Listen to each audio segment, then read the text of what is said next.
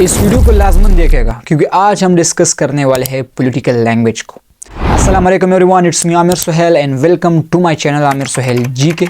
और आज का जो एपिसोड है, आज का जो टॉपिक है बहुत ज़्यादा इंपॉर्टेंट है क्योंकि आज हम डिस्कस करने वाले हैं पॉलिटिकल लैंग्वेज को कि लैंग्वेज हमारे पॉलिटिक्स के अंदर क्या किरदार अदा कर रहा है। एक पॉलिटिशियन जब वो एक अच्छी लैंग्वेज को यूज़ करता है, जब वो एक अच्छी वोकैबुलरी को यूज़ करता है as a weapon, as a tool, तो वो कैसे ज़ीरो से हीरो तक पहुंच जाता है। So this is a very important thing. आज हम डिस्कस करेंगे पॉलिटिकल लैंग्वेज को कि लैंग्वेज पॉलिटिक्स के अंदर क्या किरदार अदा करते हैं। लेट्स स्टार्ट करते हैं। हाँ, तो political language is the source of communication, ये तो हम जानते हैं।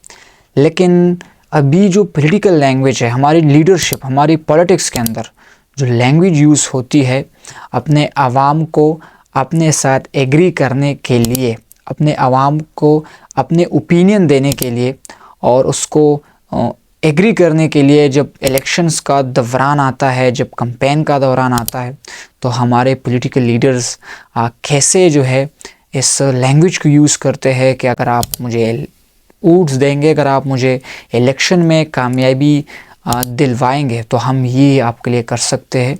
हम जो है आपके लिए एजुकेशन सिस्टम ठीक कर सकते हैं, हम आपके लिए जो है करप्शन का खात्मा कर सकते हैं, हम हेल्थ केयर पे जो है बहुत ज़्यादा जो है कैंपेन चला सकते हैं, हेल्थ केयर को ठीक कर सकते हैं। इसके साथ साथ जो है करप्शन का खात्मा, इलेक्ट्रिसिटी पर गौर, ये सारी चीज़ों पे जब वो इलेक्शन कैंपेन आता है तब ये बातें उन लोगों के पास होती है। तो कैसे वो अपने आवाम के साथ डील करते हैं, सारी चीज़ें आज हम डिस्कस करेंगे इस वीडियो के अंदर। सो मैंने कुछ पॉइंट्स जो है कलेक्ट की है, उस पॉइंट्स को चलो रीड करते हैं। The first point is shaping opinions. This is a very very important point जो है, जो हमारे साथ लैंग्वेज है तो जो आपकी ओपिनियन है उसे बनाता है, उसे तरकीब देता है। क्या चीज़? Language.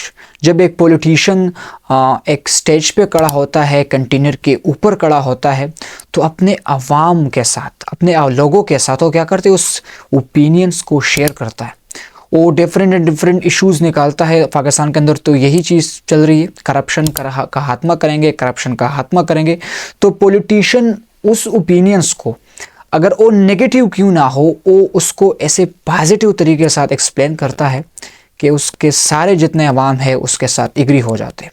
This is a very important thing. ये जो करप्शन का, जो खात्मे का जो ये ओपिनियन अभी तक जारी है, ये आज स्टार्ट नहीं हुआ, ये 2015 से स्टार्ट नहीं हुआ, 2010 से स्टार्ट नहीं हुआ, बल्कि ये जो है 1980 से 1990 से ये सारी चीज़ें चल रही है। करप्शन का खात्मा ये एक नेगेटिव वर्ड है, लेकिन जब एक पॉलिटिशियन इसको एक्सप्लेन करता है तो एक पॉजिटिव रूल के साथ एक्सप्लेन करता है और लोगों को ऐसा लगता है कि बस यही वो लीडर है जो करप्शन का खात्मा कर सकता है। So this is the first point, shaping opinions. एक पॉलिटिशियन अपने ओपिनियंस को इस तरीके के साथ एक्सप्लेन करता है लोगों के सामने कि सारे अवाम उसके साथ एग्री हो जाते हैं। सो this is a very important thing. ये जो फर्स्ट पॉइंट है ये लैंग्वेज का है, क्योंकि अगर आप नेगेटिव ओपिनियंस को, एक नेगेटिव इश्यूज़ को आप इस तरीके से एक्सप्लेन करते हैं कि लोग ये नहीं देखते कि ये नेगेटिव है कि नेगेटिव नहीं है, बल्कि उसे भी लोग पॉजिटिव मानते हैं। एक जज्बे के साथ आप लोग एक कंटेनर पे खड़े हो जाते, एक स्टेज पे खड़े हो जाते और अपने अवाम को आप लोग क्या बनाते? उल्लू।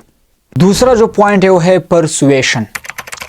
जब आप लोग तहरीक चलाते हैं ना, सो this is a very important thing कि एक पॉलिटिकल लीडर जब तहरीक चलाता है तो वो क्या यूज़ करता है? एक बहुत स्ट्रॉन्ग वर्ड्स यूज़ करता है। वो कैंपेन के दौरान बहुत ज़्यादा कीमती अल्फाज यूज़ करता है, वो बहुत ज़्यादा स्ट्रॉन्ग वर्ड्स, स्ट्रॉन्ग वोकैबुलरी का यूज़ करता है। एक ऐसा तहरीक चलाता है कि लोगों के जज्बात के साथ वो खेलता है। इतने जज्बात के साथ वो आपके सामने एक बहुत बड़ा जलसा देता है, एक बहुत बड़े जो है इश्यूज़ पे बात करता है और एक नेगेटिव इश्यूज़ को एक पॉजिटिव तरीके के साथ शेयर करता है, जिसकी वजह से आप लोग धोखा खा जाते हैं और उस पर ट्रस्ट करने लगता है। क्योंकि इस वर्ड्स को अगर वो यूज़ कर रहा है तो वो इसलिए यूज़ कर रहा है कि उस के सामने जो लोग खड़े हैं कि उस पर ट्रस्ट करे और उस पर भरोसा करे और उसको इलेक्शन में कामयाबी दिलाए। तो इसलिए वो ऐसा तहरीक चलाता है कि ऐसे वर्ड्स को यूज़ करता है जो कि अवाम को धोखा देने के लिए बहुत ज़्यादा इम्पोर्टेंट होते हैं। सो this is the second point, persuasion. ये वर्ड्स इसलिए यूज़ करता है कि उसे सपोर्ट मिले, उसे वोट्स मिले, उसे इलेक्शन के दौरान कामयाबी मिले और लोग उस पर ट्रस्ट करें। इसलिए वो उस चीज़ को लैंग्वेज के ज़रिए ऐसे एक्सप्लेन करता है कि लोग उस पर पैदा हो जाते। सो this is the second point of political language. Third point है वो है power and control. This is a very very important point, क्योंकि बहुत ज़्यादा पॉलिटिकल और डेमोक्रेटिक कंट्रीज़ जो है वो लैंग्वेज के ज़रिए ही चलती है। उसका जो द मेन थिंग होता है वो लैंग्वेज होता है, क्योंकि मीडिया को तो उसने ख़रीदा ही होता है, क्योंकि मीडिया तो पॉलिटिकल गवर्नमेंट का ही होता है। तो मीडिया ऐसे ऐसे बातें और ऐसे ऐसे न्यूज़ बनाता है जो कि अपने आवाम को धोखे में डालती है। फिर जो है आवाम की क्या आइडियोलॉजी होती है, आवाम की क्या थिंकिंग होती है, उस थिंकिंग के अकॉर्डिंग, उस सोचो फिक्र के अकॉर्डिंग जो है एक गवर्नमेंट, एक पॉलिटिकल लीडर वो अपनी स्पीचेस करता है। क्यों, किस चीज़ के लिए करता है कि इस आवाम को मैं क्या कर सकूं, इस आवाम को मैं अपने काबू में कर सकूं, इस लोगों को मैं जो है माइल कर सकूं और अपने साथ एग्री कर सकूं। सो this is a very important point of political language. एक लैंग्वेज का जो सबसे इंपॉर्टेंट पॉइंट है वो है पावर एंड कंट्रोल। फोर्थ सबसे बड़ा पॉइंट है वो है मेकिंग लॉ, कानून बनाना। लैंग्वेज का ही काम है। अगर आप एक कानून लिखते हैं, अगर आप एक कॉन्स्टिट्यूशन लिखते हैं, आप एक आईन लिखते हैं, तो थ्रू लैंग्वेज ही आप लिख सकते हैं, क्योंकि हर एक कंट्री का एक डिफरेंट आईन होता है। कॉन्स्टिट्यूशन जिसे हम रिटन कॉन्स्टिट्यूशन कहते हैं, एक टाइप है कॉन्स्टिट्यूशन का, एक टाइप है, एक है रिटन कॉन्स्टिट्यूशन और एक है अनरिटन कॉन्स्टिट्यूशन। जो पाकिस्तान का कॉन्स्टिट्यूशन है वो है written constitution. So this is a very important thing, क्योंकि लैंग्वेज ही हमारे लॉज को, हमारे जो रूल्स रेगुलेशन है, ये सारी चीज़ें लैंग्वेज ही बनाता है। कैसे? आप अगर एक इंस्टीट्यूशन लिखते हैं तो पाकिस्तान का जो कॉन्स्टिट्यूशन है वो रिटन कॉन्स्टिट्यूशन है, तो आपके जितने रूल रेगुलेशन है आप उसको रिटन फॉर्म में, उसको रिटन फॉर्म देते हैं। This is the fourth point of political language, क्योंकि लैंग्वेज से ही आप लोग रूल्स रेगुलेशन लिखते हैं, लैंग्वेज के ज़रिए ही आप रूल्स रेगुलेशन लिखते हैं। एक मुल्क को कैसे चलाना है, एक मुल्क का मुस्तकबिल क्या हो सकता है, ये सारी चीज़ें आप थ्रू लैंग्वेज ही लिखते हैं और उसे आगे प्रमोट करते हैं। फिर जो सबसे बड़ा पॉइंट है वो है national identity. Very very important point, क्योंकि नेशनल आइडेंटिटी लैंग्वेज इसलिए है क्योंकि लैंग्वेज आपके लिटरेचर को सपोर्ट करता है, लैंग्वेज आपके जो कल्चर है उसे सपोर्ट करता है, आपके नॉर्म्स, आपके वैल्यूज़, आपके कॉन्स्टिट्यूशन, सारी चीज़ों को अगर एक लैंग्वेज सपोर्ट करता है। So this is a very important, क्योंकि अगर मैं यूरोप जाऊंगा, मैं अमेरिका जाऊंगा और मैं वहाँ पर कहूँगा कि मैं पाकिस्तानी हूँ, तो द फर्स्ट थिंग जो वो मुझसे एक्सपेक्ट करेंगे वो है उर्दू लैंग्वेज। वो यही समझेगा कि इसको उर्दू लैंग्वेज तो लाजमन आती है। So this is a very very important thing, क्योंकि language is the national identity, और जो नेशनल लैंग्वेज है पाकिस्तान का वो उर्दू है। तो this is a very very important point, क्योंकि लैंग्वेज जो है ये एक नेशनल आइडेंटिटी है। So this is a very important thing, क्योंकि language is the national identity. आपका जो पहचान है वो होता है लैंग्वेज से। आप जिस तरीके से बोलते हैं, आप क्या बोलते हैं, कौन सा लैंग्वेज बोलता है, ये आपका पहचान है। This is the fifth point of political language या लैंग्वेज। हाँ, जो सिक्स नंबर पर आता है वो है media influence. This is a very very important point, क्योंकि अगर मुझे एक मुल्क के अंदर मीडिया चलाना है तो लाजमन एक लैंग्वेज का ही तो होगा।